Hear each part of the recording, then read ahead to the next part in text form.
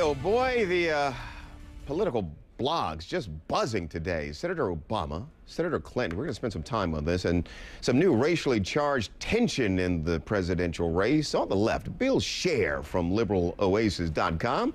Bill, good to see you. Thank you. Also Campaign for America's Future. You did work that in. That was smooth. And on the right, on the right, Amanda Carpenter. Amanda's been here before. She's a blogger for the right-leaning townhall.com. Great to see you both. All right, let's get going here.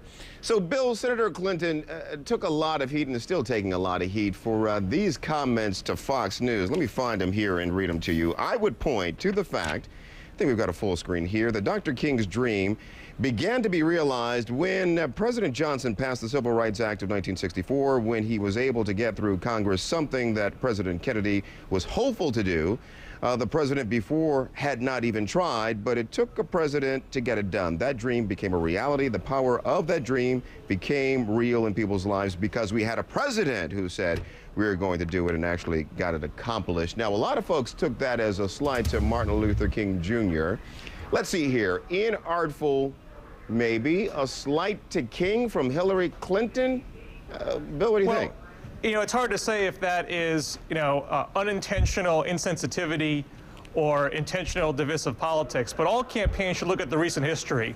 When Republican George Allen said macaca, a racial slur, he lost in a red state. When Republicans ran anti-immigrant ads in 2006 to try to hold Congress, they lost Latino votes, they lost white votes, and they lost the Congress. When there were code words in Iowa against Obama using drugs and madrasa, Obama won. When Clinton was hit with misogyny in New Hampshire, women rallied to her side, and she won. This is backfiring right and left. Wow. And all campaigns should watch themselves and get back to issues and quit with the personal attacks. It's going to hurt them on Election Day. Hey, Amanda, you want to chime in on this one? Yeah, wow, Bill tied in a lot there. I mean, I don't think Hillary did anything as bad as calling Obama macaca.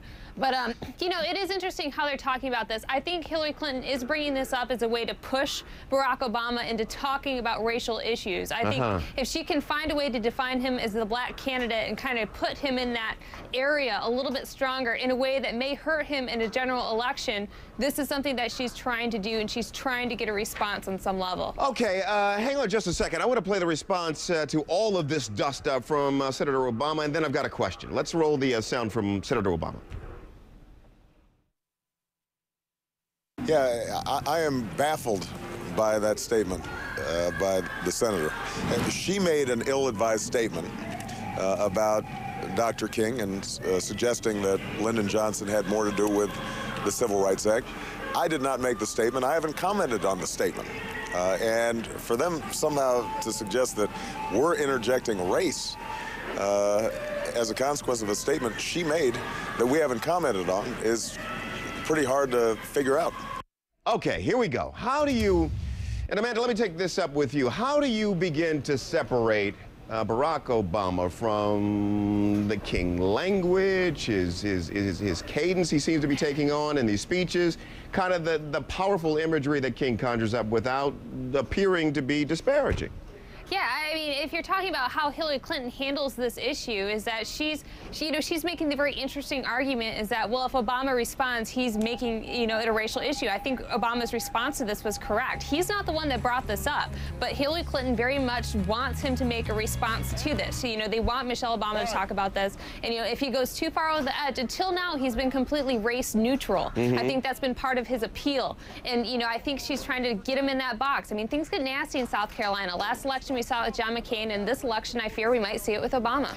And Bill, how do you, how can you? You should. I mean, this is full contact politics we're talking about here. How do you begin to push back against Barack Obama and all this talk of hope and change, all of that language? Again, get back to issues. The voters I think you're right about that. Voters want to hear about health care. They want to hear about global warming. They want to hear about Iraq, how to deal with the slow down the economy. If you're going to be the experienced candidate, talk about how your experience is relevant to that. If you're going to be the change candidate, talk about how you're going to change those things. This is advice for both candidates and both parties. Yeah.